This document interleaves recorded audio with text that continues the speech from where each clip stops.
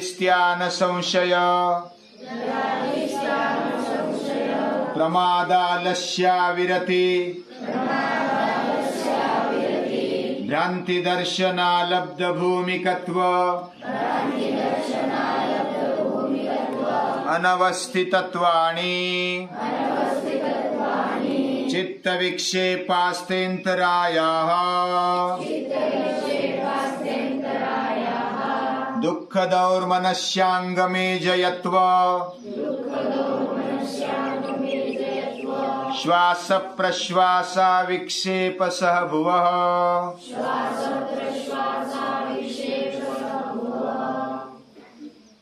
महाभारत का युद्ध हुआ, उसके बाद की एक कहानी है। पांडव जीत गए, सभी अपना अपना कार्यभार संभालने लगे। बहुत अच्छा सा राज्य शुरू किया। भगवान कृष्ण सभी को मिले कि आपने बहुत मेहनत की, आपके घर में ऐसे ऐसे बलिदान दे दिए और ये बलिदान संस्कृति के कार्य के लिए है, धर्म संस्थापन के लिए हुआ और इससे समाज में, पूरी सृष्टि में स्वर्ग निर्माण होने के लिए फाउंडेशन बन गया। ये सभी को बता दिया। घर घर में जाकर हर एक व्यक्ति को मिलकर कृष्ण ने ये बताकर वो जाने के पहले सभी को पूछा। सभी को कुछ ना कुछ गिफ्ट दिया, बख्शिश दिया। युधिष्ठिर के द्वारा, पांडवों के द्वारा, जिन्होंने भी अपने घर में कुछ लोग गवाए, कोई जख्मी हुए, बहुत सारों ने अपना बलिदान दे दिया। उन्होंने संस्कृति के लिए कार्य किया।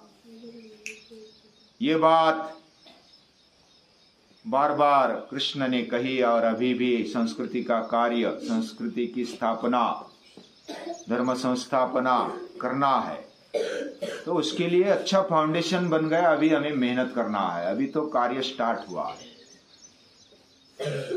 और गिफ्ट दे दिए, सभी को दे दिए।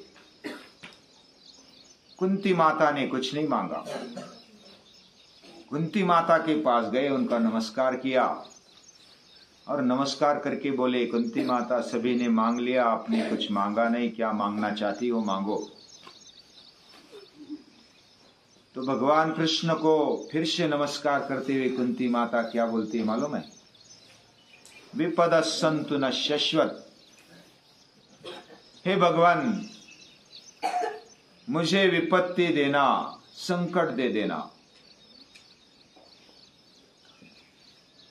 अभी कृष्ण ने बोला कि तेरे जीवन में बचपन से लेकर के संकट ही संकट है, आपत्ति आपत्ति आई है, और आज जो मांगने की बारी आ गई, सुख और आनंद लेने की बारी आ गई, तब भी क्या मांग रही है कि मुझे संकट दे दो, दुख दे दो, विपत्ति दे दो। विपद संतु न शश्वत। शश्वत यानी हमेशा के लिए संकट दे दो। अभी ये कैसा मांगा? तो भगवान कृष्ण भी आश्चर्यचकित हो गए।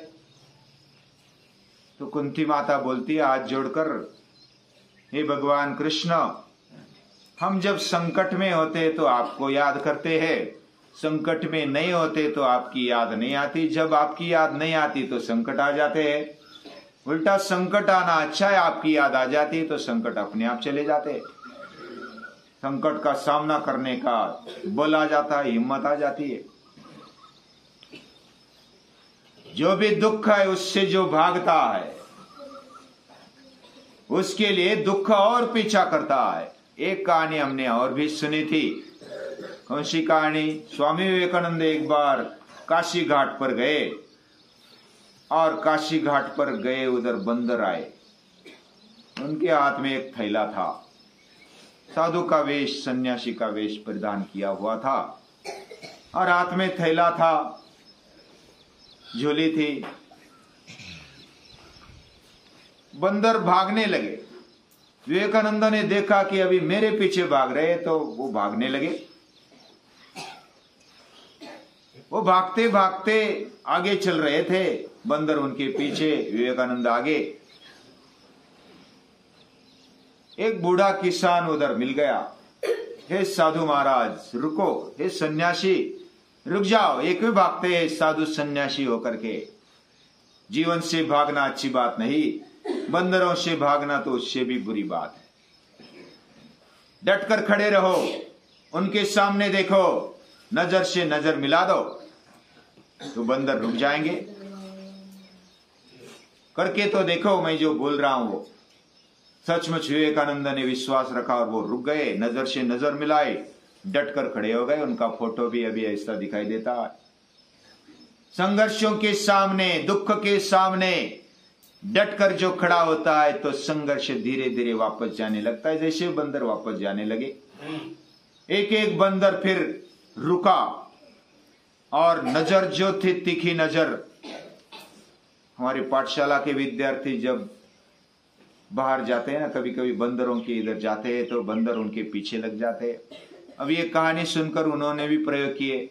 उन्होंने डटकर देखा, आंखों की आंखों मिलाई, आंखों से आंख मिलाए और सचमुच वो तो बस रुक गए और पीछे पीछे जाने लगे। उनको कुछ प्रतिक्रिया भी नहीं देनी, आक्रमण भी नहीं करना है, पीछे भी नहीं हटना है, लेकिन डटकर देखना है। बस देख लिया निर्भयता से तो बंदर भाग जाते। हमारे ऊपर आया हुआ संकट संघर्ष भी डटकर खड़े हो जाते तो भाग जाता है। अंदर निर्भयता लाते, भगवान को याद करते तो निर्भयता आ जाती है। मेरे अंदर भी शक्ति है, बल है, भगवान मेरे अंदर है, ऐसा हम सोचते, डटकर खड़े रहते हैं तो संघर्ष रुकते नहीं। जीवन संघर्षों से भरा हुआ है। जीवन में क्या क्या है? जन्म, मृत्यु, जरा, व्याधि, दुख, दोष, ये सब जीवन में आता है। 13वें अध्याय में बताया, इनका अनुदर्शन करना चाहिए। जन्म जन्म है तो मृत्यु है, मृत्यु का भी हर रोज ध्यान करना चाहिए। मन में लाना चाहिए कि मुझे जन्म मिला है तो मृत्यु भी आएगी एक दिन। कोई बोलेगी कि ऐसा कैसा अशुभ बात को याद करना। मृत्यु अशुभ नहीं है। हमें कोई अगर जख्म हो गई, कोई दुख हो गया तो वो निकलना चाहिए। शरीर को ज्यादा दुख होता है तो शरीर अपना देह बदल देता है, अपना वस्त्र बदल देता है, आत्मा बदल देती है शरीर को। जैसे हम पुराने कपड़े फेंक देते हैं, नए कपड़े धारण करते हैं, तो वैसा ही मृत्यु है। इतनी सीधी सादी बात गीता ने कही। बुढ़ापन आने वाला है, जरा, जन्म, मृत्यु, जरा, व्याधि, व्याधि भी आएगी, विकार भी आएंगे, बीमारी आ जाएगी। बीमारी हमारा रोग निकालने के लिए आती है। पेट दुखता है तो उल्टी होती है, इसका मतलब उल्टी हो गई तो उल्टी बीमारी निकल जाती है। बुखार आ गया तो हमारा शरीर और तपता है और जो भी विषाणु है उसको मार देता है।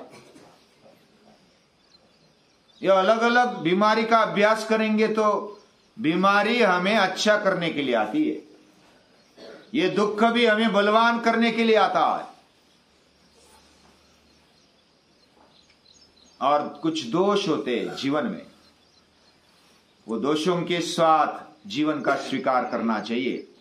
इसका मतलब दोष हमेशा करते रहना चाहिए, ऐसा नहीं है। दोषों को कम करते करते करते हमारा जीवन शुद्ध करते जाना है। आत्मशुद्धि तक हमारा जीवन चलना चाहिए। इसलिए महर्षि पतंजलि कहते हैं कि जो अंतराय है, विक्षेप है, उसको भी याद करो और उसको निकालने के लिए कुछ ना कुछ उपाय करो। विक्षेप क्या क्या है? अंतराय 9 बताए, उसके बाद विक्षेप महर्षि पतंजलि बताते दुख है। 3 प्रकार के दुख है, आध्यात्मिक, आधिदैविक, आधिभौतिक।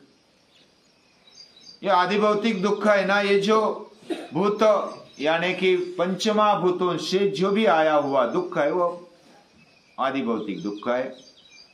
आधिदैविक दुख क्या है?